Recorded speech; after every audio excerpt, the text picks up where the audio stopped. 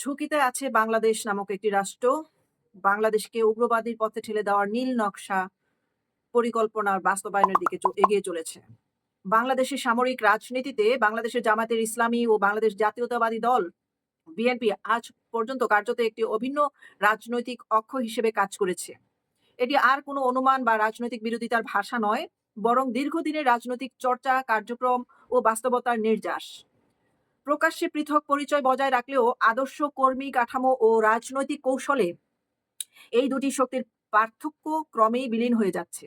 রাজনৈতিক বাস্তবতা হলো জামাতের অধিকাংশ নেতাকর্মী ও সমর্থিত পরিণত হয়েছে। একই সঙ্গে বিএনপির ভেতরে দলীয় পদে থাকা উল্লেখ সংখ্যক নেতা বাস্তবে জামাতের আদর্শিক রাজনীতির অনুসারী।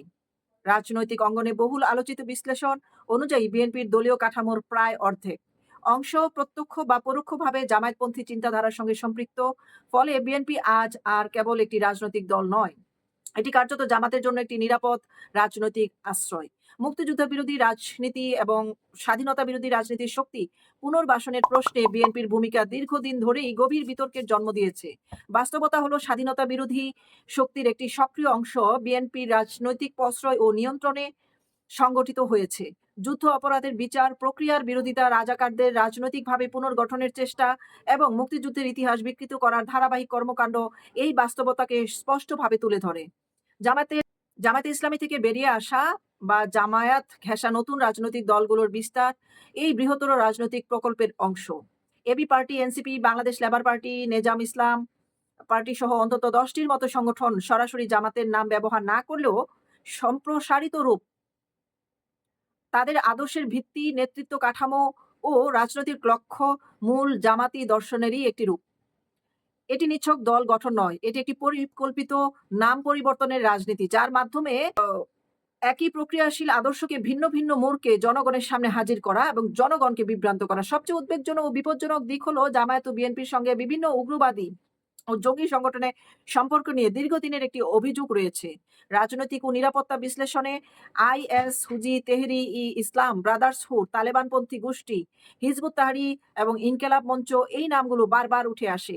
এই সম্পর্ক প্রত্যক্ষ হোক কিংবা আদর্শিক অনুভূতির পর্যায়ে সীমাবদ্ধ থাকুক, পরিণতি একটাই: বাংলাদেশের রাষ্ট্রীয় নিরাপত্তা, ধর্মনিরপেক্ষতা ও সামাজিক স্থিতিশীলতা মারাত্মক হুমকির মুখে পড়ে।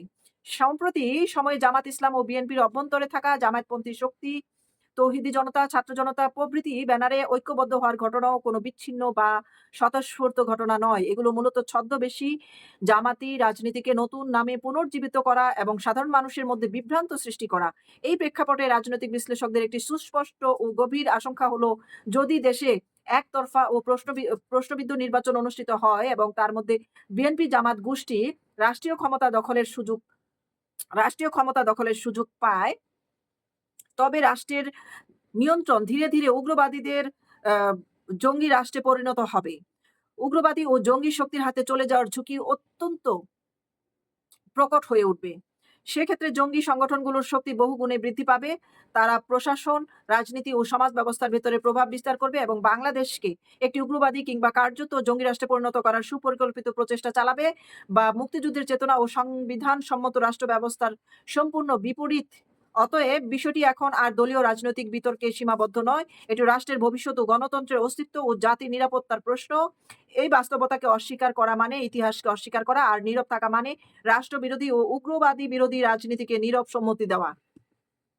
রাষ্ট্রের স্বাধীনতা এবং সার্বভৌমত্বের কথা ভুলিয়ে আউড়িয়ে যারা এই পর্যন্ত বিভিন্ন ছদ্মনামে রাজনৈতিক দল গঠন করেছেন এবং বর্তমানে তারা জামাত বিএনপির সাথে অংশগ্রহণে জোটবদ্ধ হয়েছে, তারা যে আসলে মূলত তাদের শেকড়টা রাজাকারদের থেকে উত্থান এবং পাক বাহিনীদের হাতে তৈরি বাংলাদেশপন্থী মানসিকতা নয়, সেটি কিন্তু স্পষ্ট ধারণা তৈরি করে।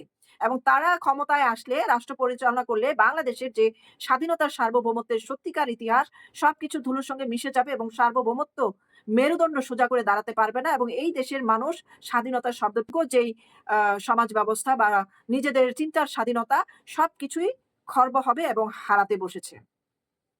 ভবিষ্যতে বাংলাদেশ নামক প্রকৃত দেশপ্রেমিকদের সংকট দেখা দিবে এই বাংলাদেশে। কাজ করেছি, আগামীতেও দেশের স্বার্থে ইনশাল্লাহ আমরা একসাথে কাজ করব। তারেক রহমান সাহেব সহ বিএনপির নেতৃবৃন্দ একই আকাঙ্ক্ষা ব্যক্ত করেছেন, আমরাও একই আকাঙ্ক্ষা ব্যক্ত করেছি। এমনকি আমরা এটাও বলেছি যে 5টা বছরের জন্য জাতির স্থিতিশীলতার স্বার্থে একটা সুন্দর পরিবেশ ফিরিয়ে আনার স্বার্থে আমরা সবাই মিলেমিশে ভালো কোনো চিন্তা করতে পারি কিনা সেটাও আমাদের চিন্তা করা দরকার।